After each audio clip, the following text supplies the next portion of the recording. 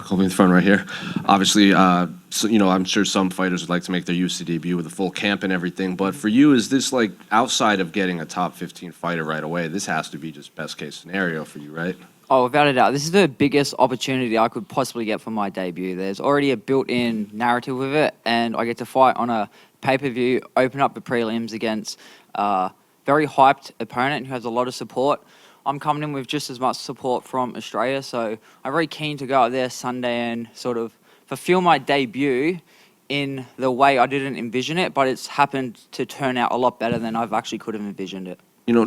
Outside of like the big name and everything, is it almost like you get an opponent 9 weeks out? You just think about that guy all the time. You have to do media about him, but now you get the short notice one. You don't really have time to think about it. You just have the big name in front of you. You don't have to do as much media until fight week. Has that played a factor into like this just being kind of a best case scenario? I think so. I do enjoy doing the media and everything like that, but it's just been a whirlwind of 2 weeks. So I got the notice on Saturday like a week and a half ago now, and it's just been crazy. It's just been chaotic. It's been everything I've wanted because I'm just staying very present and just enjoying every moment here. Have you and the team kind of steered into that narrative of, Team Topuria versus Team Volkanovski? Do you guys like that, or is it just like, something for the fans to latch onto? I like it in a sense, as you said, it brings the fans and the attention eyes to it. But at the end of the day, I've got a job to do come Sunday. I've got to go out there, get my hand raised by whichever means possible, and that's what I'm going to do. And I think I saw a video of it where you've basically peaked for like the last 4 weeks, you felt like. So I guess how has camp been preparing for a guy on such short notice? Oh, camp's been fine. Camp's been usual. I'm always fit. I'm always ready to go. So it's very good because we knew something might happen, and me being the #1 bantamweight in Australia, if someone was to fall out, I'd get this late notice call up, and here we are. And what do you make of, his skill set as a whole? Because obviously his brother, a lot of people say, is like this perfect fighter, possibly fighter of the year last year. Do you see much of him in his brother, or are they just two completely different guys? He's definitely got the same sort of style because they've trained together, but he's not his brother, and I'm going to go out there on Sunday and show it. He hasn't really beaten anybody noticeable. His opponent's combined records isn't that great, so I think come Sunday I get to go out and show out against him. Have your, usually when you get guys like from they're fighting Russians or Georgians or Spaniards or anything, their social media just gets flooded with like DMs and everything. Has that been the case for you? Have you got a lot of hate from Spain and Georgia? I've got a fair bit of hate, but I like it. It's all engagement at the end of the day. But to be fair, I've got a bit of love in that too, so I can't say it's bad. All engagement is good for me, so I bring it all in and just use all the energy. And I think not a lot of people realize that you were a pretty prolific Reddit poster for a long time. When you got this fight, Reddit was just like, oh, one of us is in the UFC now. So I guess how's the online response been to like, lurking on Reddit to now fighting on a massive UFC card? Oh, it's crazy, bro. It's sick. It's unreal. So it's just even everything with like I've had people reach out, like I haven't spoke to them in primary school and stuff like that. So it's just been like crazy to see how much this is all taken off. And like I said before, I couldn't picture my debut to go any more perfectly. And Colby, to your left. Can you talk about, I mean, you mentioned it before, but can you talk about exactly where you were when you found out about this fight and who contacted you about it to get it going?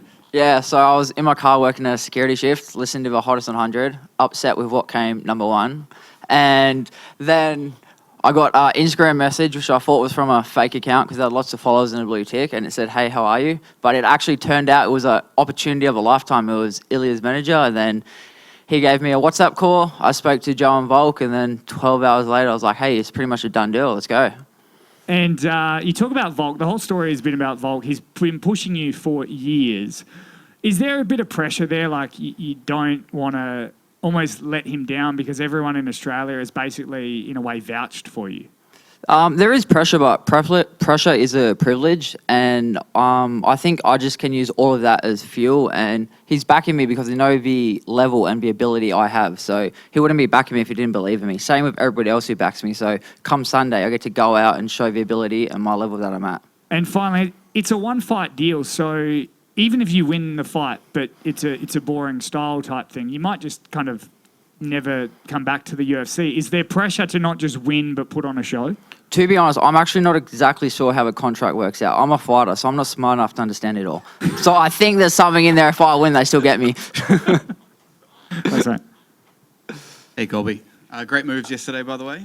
My man, thank you. You said you spoke to Joe and Volk when you got offered that contract. Was there a voice in the back of your mind that was worried Volk might steal it because he loves a late-minute call-up? I was very worried. Lucky it's at 135, so I knew we couldn't make it. And a lot of the guys coming through today have had moustaches. Colin says his is his strength. Sean just liked the look of his. What's the story behind yours? Mate, this is 25 years of hard work. So we have Movember, and I had to start it 25 years ago, and hopefully in probably 2 years' time, it'll actually be worth something. Hey, it looks good, brother. Appreciate it. Thank you. I just wanted to get your thoughts on the main event. I think it's going to be a very interesting fight. I think whoever can mix it up the best is going to win. Obviously, the last one came down to a split decision.